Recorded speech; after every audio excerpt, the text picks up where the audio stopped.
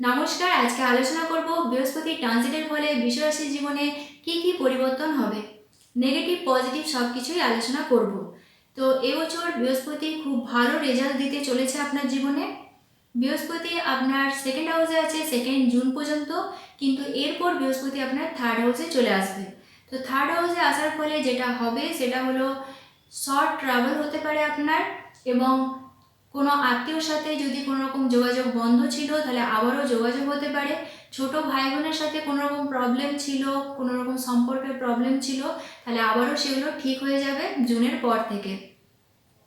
এরপর বৃহস্পতির দৃষ্টি হচ্ছে আপনার রাশি থেকে 7th হাউসে। 7th হাউস হচ্ছে আমাদের বিয়ের জায়গা। তো এই 2026-এ বিয়ের খুব ভালো যোগাযোগ তৈরি হবে। যারা অনেক দিন ধরে বিয়ে করতে চাইছেন তাদের বিয়ে হতে পারে, সেটা লাভ ম্যারেজ, অ্যারেঞ্জ ম্যারেজ, যে কোনোভাবে বিয়ে হতে পারে। যারা অলরেডি ম্যারিড, যারা বিয়ে করে আছেন, তাদের ক্ষেত্রেও সম্পর্কের মধ্যে মাধুর্যতা আনবে বৃহস্পতি, এবং পার্টনারশিপ যারা ব্যবসা করেন তাদের ক্ষেত্রেও ভালো দেখাচ্ছে। এরপর বৃহস্পতির দৃষ্টি হচ্ছে আপনার রাশি থেকে 9th হাউসে। 9th হাউস হচ্ছে হায়ার এডুকেশন, ফার্দার এডুকেশন। তো যারা পড়াশোনার মধ্যে অনেকদিন গ্যাপ দিয়েছিলেন তাদের ফার্দার এডুকেশন হতে পারে, হায়ার এডুকেশন হতে পারে, এবং লং ট্রাভেল হতে পারে এই সময়। এবং 9th হাউসে বৃহস্পতি দৃষ্টি দেওয়ার ফলে আপনার মধ্যে আধ্যাত্মিকতা বাড়াবে, ধার্মিক যাত্রা হতে পারে, এবং পিতার সাথে যদি কোনো রকম মতবিরোধ ছিল, কোনো রকম প্রবলেম ছিল, তাহলেও সেগুলো ঠিক হয়ে যাবে।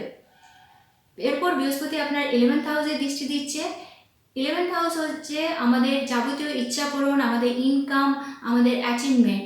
তো এইখানে বৃহস্পতি দৃষ্টি দেওয়ার ফলে আপনার খুব ভালো রেজাল্ট পাবেন। 11th হাউসে বৃহস্পতি দৃষ্টি দেওয়ার ফলে আপনার ইনকাম গ্রো হবে, আপনার ইনকামটাকে বাড়াবে। তো 11th হাউসে দৃষ্টি দেওয়ার ফলে খুবই ভালো আপনি রেজাল্ট পাবেন। তো আজকের মতো এই পর্যন্তই, দেখা হবে নেক্সট ভিডিওতে। ততক্ষণে আপনারা ভালো থাকুন, সুস্থ থাকুন।